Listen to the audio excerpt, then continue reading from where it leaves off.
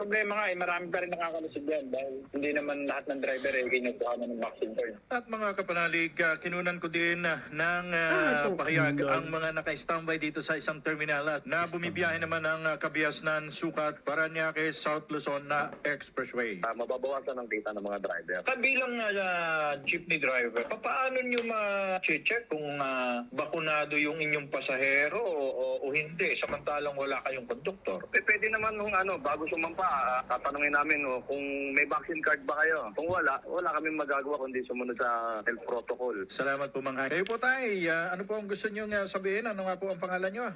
Actually, nagsipreso po, Atilino. Basta po kami, pag wala nanguhuli, lahat agay. Pag may nanguhuli, ipapatupad namin yung data. Kasi kung lahat yung bakulado hanapin namin na isasakay, baka mamaya, sa 1,000 na pasahero namin na isasakay, 5 lang yung bakunado. Palagay nyo, mga pagkain namin yung mga anak namin yan, o kami man lang kami nalang mismo. Hindi yung namin kayang pakainin sa sarili namin yan. Salamat po. Kayo naman po, Mang Nexon, ano po ang gusto nyong ipahayag na damdamin? Kami mawawala kami ng pasahero pag ganyan mga diskusyon. Kami mga driver, sakay yung mga pasahero. Tatanungin niyo po ba yung tao? May vaccine ka na ba? Yan mga kapanalig ang sunurang damdaming anawim ng pasahero at mga driver dito sa Paranaque City. Para sa Veritas 846 ang Radyo ng Simbahan. Ako, ang inyong kapanalig, Dennis Seron. Sumayin nyo ang katotohanan. Daming anawin sa Veritas. Boses ng simbahan, kilos ng bayan, Barangay Simbayanan.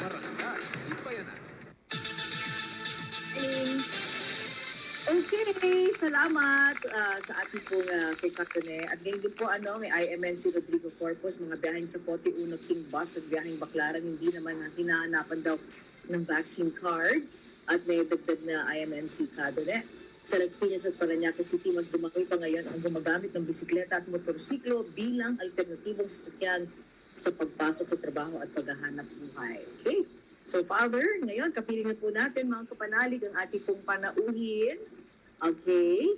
At pag-uusapan nga po natin itong no vaccine, no ride policy na ang schedule po is for implementation. Okay, so kamusta na po yung mga commuters natin na hindi po nabakunahan, na kailangan din sumakay ng mga pampublikong sasakyan. Napapanahon po ba ito? Patarungan po ba ito? Paglabag po ba ito sa kanilang karapatang pantao? Okay, so Father, mga kapiling natin ngayon, yan, kapiling na natin siya. Nakita mo na ba? Magandang umaga po. Is it Ira? Ira po. Yes po. Magandang umaga po. Cruz. Ano nakasulat dyan sila? No to Parex. No to Parex. Ira, ano yung no to Parex? Anong protesta ba yan? No to Okay. Parex. Meron din po kasing ang AltMobility po at ang Move as One Coalition po kasi we are mobility advocates. At meron po kasi towards the end of last year na proposal ng Sandigan Corporation na magtayo ng expressway sa ibabaw ng Pasig River. Tinututulan po ito ng AltMobility, Move as One Coalition at ng iba pang organizations na multi-sectoral for many reasons. First of which, on the mobility side, hindi po ito makakasolve ng traffic. Of course, on the environmental side, it is detrimental to the welfare of the Pasig River. And on the cultural side, it can also damage several important cultural properties along the river. So we're also continuing work to oppose the construction of Parex on the Pasig River. May plano pala, Ira, na Meron mag-construct po. flyover sa Parex. Opo. Tollway and expressway po on top of Pasig River. Wow, we'll have to talk about that at another time. Pero ngayon, That first part didn't sound so itong bad. no vaccine, no ride policy. Okay, let me just play It's on advocate. my- Ayoko ng devils pero yung advocate side.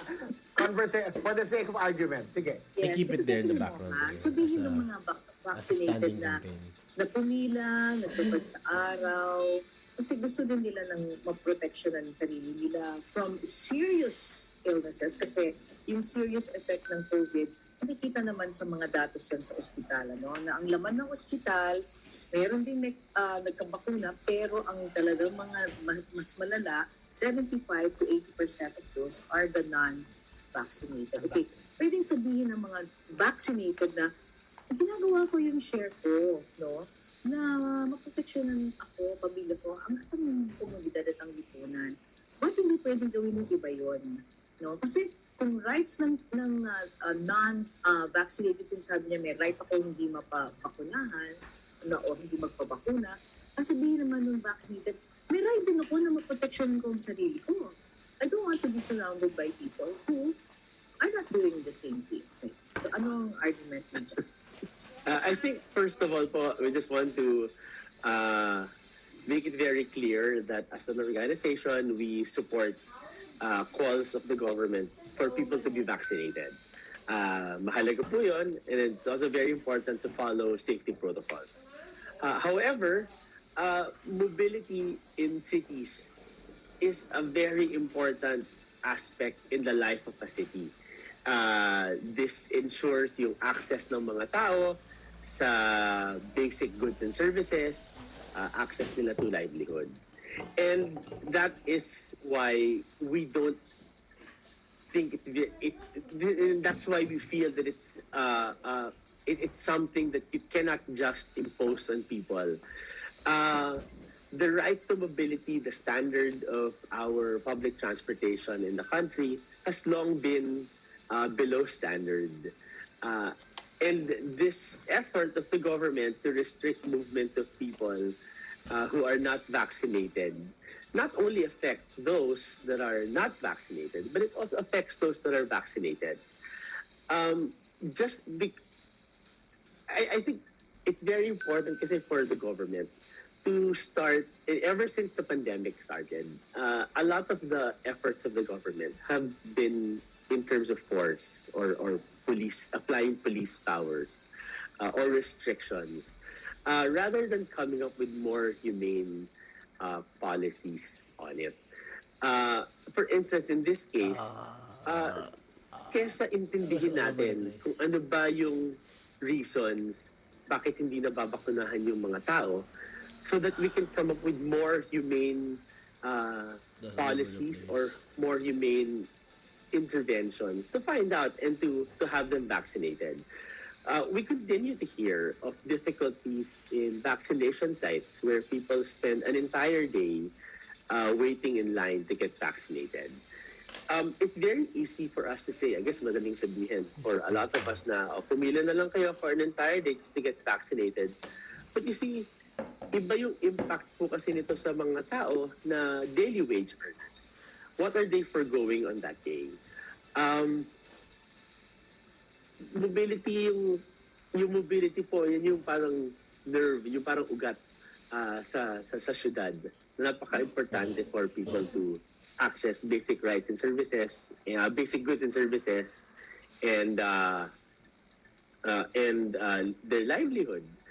And hindi natin pwedeng sabihin, or hindi pwedeng sabihin ng government, that they are closing their doors to people that are not vaccinated. Government has a responsibility to provide public services to everyone, regardless of preference. Okay, Ira. So, i-summarize yung sinabi ni Ira, ha? May mga human rights pa to si Ira, ha? Tama rin yan. Unang-una, sabi ni Ira, sabi ng grupo nila, sila ay sumasang-ayon sa programa ng gobyerno for vaccination. So, maliwanag yun. Tama ko, Ira? That's correct. That's correct. Pangalawa, parang ang issue na binabagit ni Ira dito, kasi apektado ang lahat pag in-implement ito dahil in terms of the percentage of vaccinated, napakababa pa. Correct ba? According po to DOTR, dalawang figures po yung nilalabas nila. 91% or isang 67% ng Metro Manilans ang vaccinated already. So hindi natin alam kung alin talaga doon. So definitely, pag 91% of the target population, target pa lang yun. 91% of the entire. Pero yung no vaccine, no right policy, sa NCR lang ba to o sa buong bansa? Sa NCR lamang po. sa NCR. Tinetest drive siguro na sa NCR. So marami pa rin dito ang hindi vaccinated. Akala ko nga talaga marami nang vaccinated. So definitely, it will affect the mobility. So economy to. Economy to, nasabi ng grupo ni na Ira, kumikita lang sila on a daily basis. No? Tapos, parang sinasabi ni Ira, ng grupo nila, na marami pang mga pwedeng gawing alternatibo na binabagay humane thing, no? Na pwedeng gawin kaysa i-implement ito. Tama ba ako, Ira? Tama po. At matatandaan po natin, 88% po ng 88% po ng households sa Metro Manila ay wala pong pampribadong sasakyan.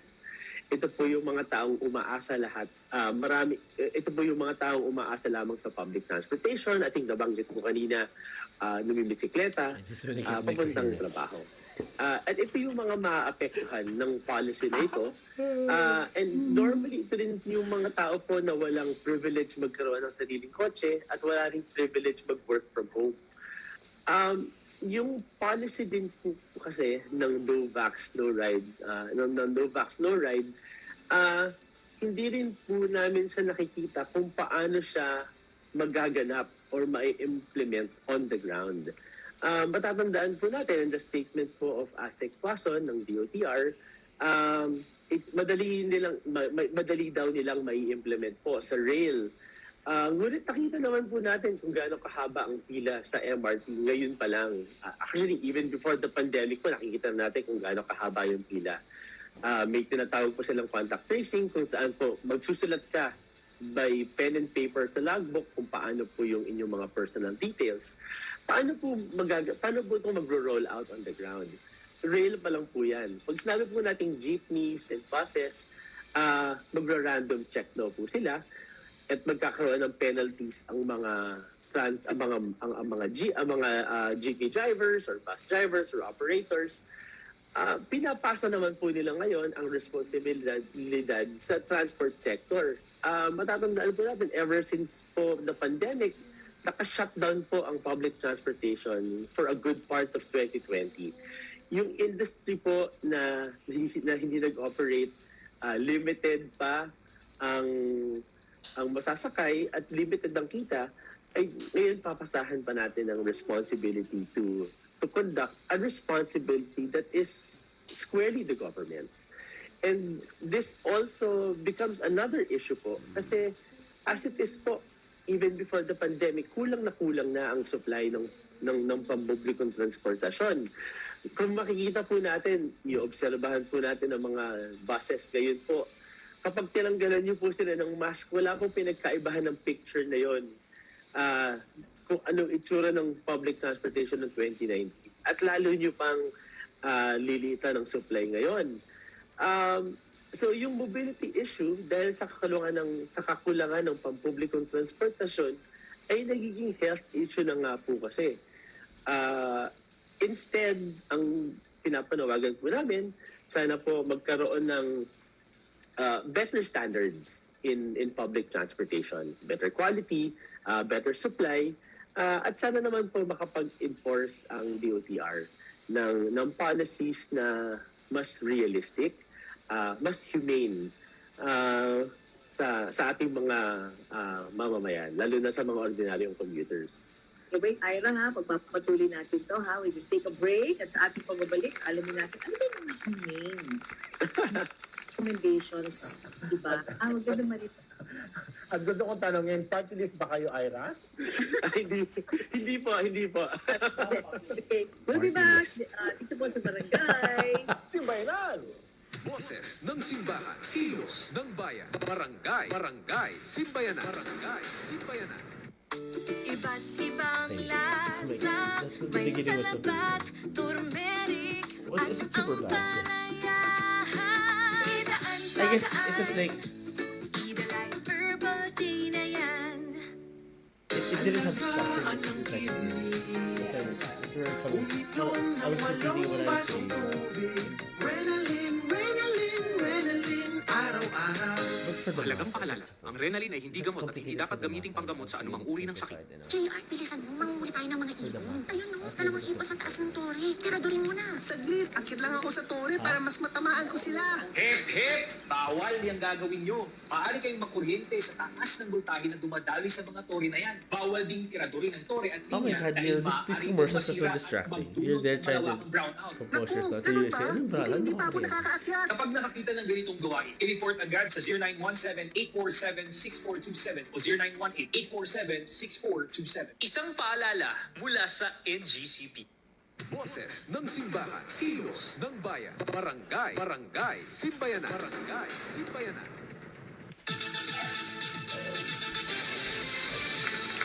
Okay, babalik po tayo last few minutes with our guest, si Ira Cruz. Okay?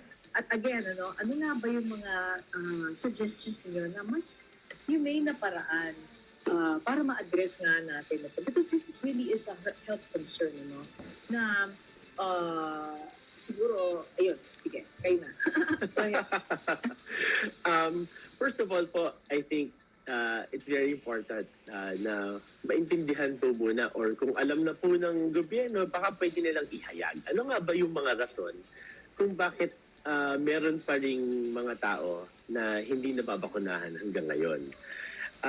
So that we can implement policies that help people get vaccinated. Kasi may mga balita pa rin naman na people wanna get vaccinated pero nahihirapan lamang sila. Maaring hindi available, maaring hindi nila maintindihan ang proseso. And part po yan ng trabaho ng gobyerno. Hindi po nila pwedeng iwanan yung trabaho na yan dahil lamang ayaw na nila.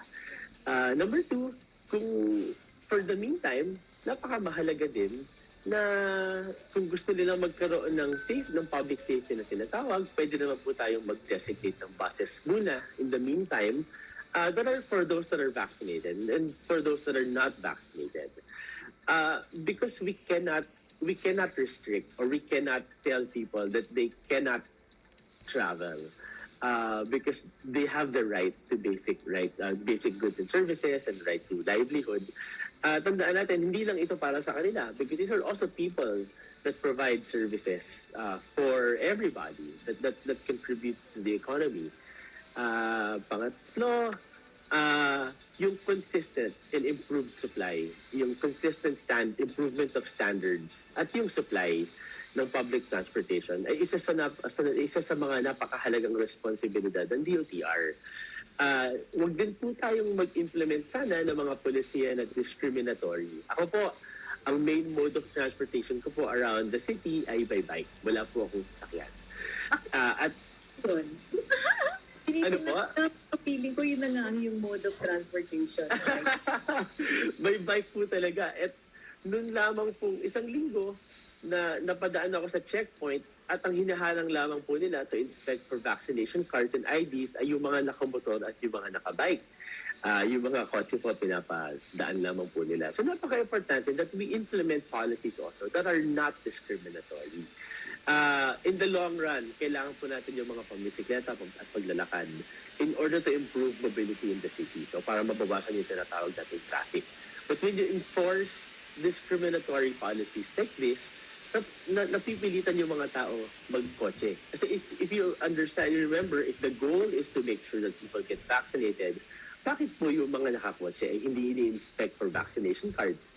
Bakit po ang tinatamaan lamang po ay yung mga ordinaryong sumasakay sa pampublikong transportasyon at sila lamang yung sinecheck kung sila ay vaccinated or hindi? You know why? Kasi yung nasa kotse, siya lang yung nandun sa loob.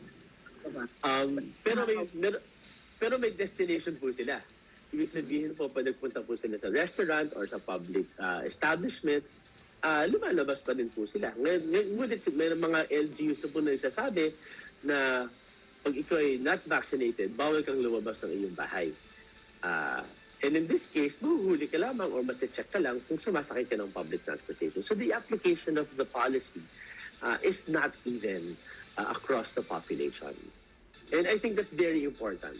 Ira, Gaano ba katagal? Ilang kilometro ba ang binabike mo puntang trabaho?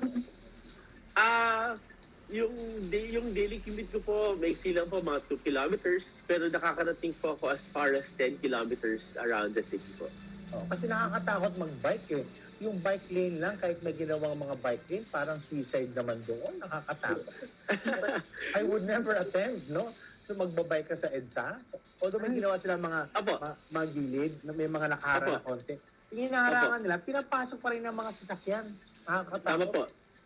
Tama po. And that's a very valid concern po. And that's part of the mandate of the DOTR to provide a safe bicycle network, to encourage people to also bike.